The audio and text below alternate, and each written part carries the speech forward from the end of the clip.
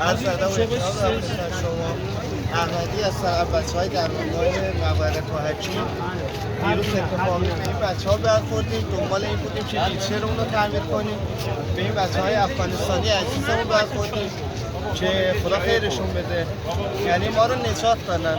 بنده خدایی بودن که معلول بودن و نمیتونستن چرخشون درست کنن، به ما سپردن، به بچه‌های درمانگاه ما سپردن. حالا ما این بچه‌ها رو پیدا کردیم، به لطف ایشون چرخ درست کردیم.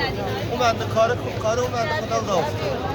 بعد الان رسیدیم خدمتشون. دیروز این اتفاق افتاده بود، امروز رسیدیم خدمتشون که تشکر کنیم و بدیم که ما هممون یه واحدیم.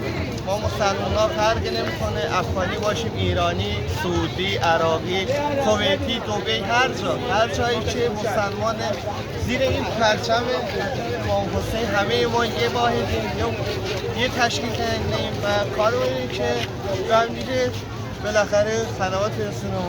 سلامت پای همدیگه باشیم. من چاشم. خیلی ممنون کردیم. دست شما در